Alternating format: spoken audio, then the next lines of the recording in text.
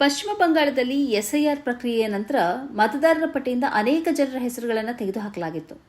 ಇದರಿಂದಾಗಿ ಆ ಜನರು ತಮ್ಮ ಪೌರತ್ವವನ್ನು ಕಳೆದುಕೊಂಡಿದ್ದಾರೆ ಮತ್ತು ಸರ್ಕಾರದ ಕಲ್ಯಾಣ ಯೋಜನೆಗಳಾದ ಪಿಡಿಎಸ್, ಅನ್ನಪೂರ್ಣ ಯೋಜನೆ ಮುಂತಾದ ಸೌಲಭ್ಯಗಳಿಂದ ವಂಚಿತರಾಗುತ್ತಿದ್ದಾರೆ ಎಂಬ ಆರೋಪ ಕೇಳಿಬಂದಿತು. ಈ ಪ್ರಕರಣದ ವಿಚಾರಣೆ ನಡೆಸಿದ ಸುಪ್ರೀಂ ಕೋರ್ಟ್ ಚುನಾವಣಾ ಆಯೋಗಕ್ಕೆ ಸಂಬಂಧಿಸಿದಂತೆ ಅತ್ಯಂತ ಸ್ಪಷ್ಟವಾದ ಅಭಿಪ್ರಾಯವನ್ನು ವ್ಯಕ್ತಪಡಿಸಿದೆ.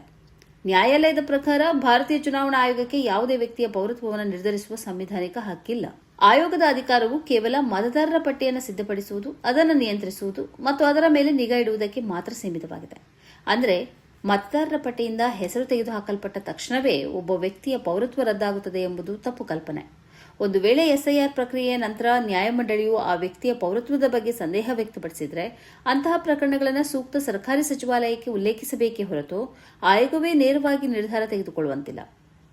ಇದೇ ವಿಚಾರವಾಗಿ ಸುಪ್ರೀಂ ಕೋರ್ಟ್ ಮತ್ತೊಂದು ಮಹತ್ವದ ವಿಷಯವನ್ನು ತಿಳಿಸಿದೆ. ಮತದಾರರ ಪಟ್ಟಿಯಿಂದ ಹೆಸರು ತೆಗೆದುಹಾಕಲ್ಪಟ್ಟಿದ್ದರೂ ಕೂಡ ಅಂತಹ ಜನರು ಇನ್ನೂ ಸಬ್ಸಿಡಿ ದರದ ಪಡಿತರದಂತಹ ಕೆಲವು ಕಲ್ಯಾಣ ಸೌಲಭ್ಯಗಳಿಗೆ ಅರ್ಹರಾಗಿರ್ತಾರೆ. ಆದರೆ ಪಶ್ಚಿಮ ಬಂಗಾಳ ಸರ್ಕಾರವು ಈ ಹಿಂದೆ ಹೊರಡಿಸಿದ್ದ ಆದೇಶದಂತೆ ಕೆಲವು ಪಡಿತರ ಚೀಟಿಗಳನ್ನು ಅಮಾನತುಗೊಳಿಸಿದ್ದರ ವಿರುದ್ಧದ ಮನವಿಯನ್ನ ವಿಚಾರಣೆ ನಡೆಸಲು ಸುಪ್ರೀಂ ಕೋರ್ಟ್ ನಿರಾಕರಿಸಿ ಈ ಸಂಬಂಧ ಕಲ್ಕತ್ತಾ ಹೈಕೋರ್ಟ್ ಅನ್ನು ಸಂಪರ್ಕಿಸಲು ಸೂಚಿಸಿದೆ. ಈ ಹಿಂದೆಯೂ ಸುಪ್ರೀಂ ಕೋರ್ಟ್ ಚುನಾವಣಾ ಆಯೋಗಕ್ಕೆ ಬೆಂಬಲ ವ್ಯಕ್ತಪಡಿಸಿತ್ತು. ಬಿಹಾರದಂತಹ ರಾಜ್ಯಗಳಲ್ಲಿ ಎಸ್ಐಆರ್ ನಡೆಸುವ ಆಯೋಗದ ಅಧಿಕಾರವು ಜನತಾ ಪ್ರಾತಿನಿಧ್ಯ ಕಾಯ್ದೆಯನ್ನು ಉಲ್ಲಂಘಿಸಿಲ್ಲ ಎಂದು ನ್ಯಾಯಾಲಯ ಅಭಿಪ್ರಾಯಪಟ್ಟಿತು. ಒಟ್ಟಾರೆಯಾಗಿ ಹೇಳೋದಾದರೆ ಮತದಾರರ ಪಟ್ಟಿಯ ನವೀಕರಣಕ್ಕೂ ಮತ್ತು ಪೌರತ್ವದ ಕಾನೂನು ಸ್ಥಾನಮಾನಕ್ಕೂ ಇರುವ ವ್ಯತ್ಯಾಸವನ್ನು ಸುಪ್ರೀಂ ಕೋರ್ಟ್ ಈ ತೀರ್ಪಿನ ಮೂಲಕ ಸ್ಪಷ್ಟಪಡಿಸಿದೆ.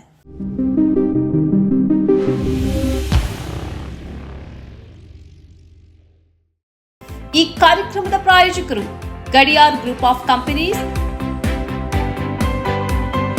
specialized in piling and shoring, engineering consultancy, firefighting, steel structures, real estate. Office, SIT Tower, Silicon Oasis, Dubai, UAE.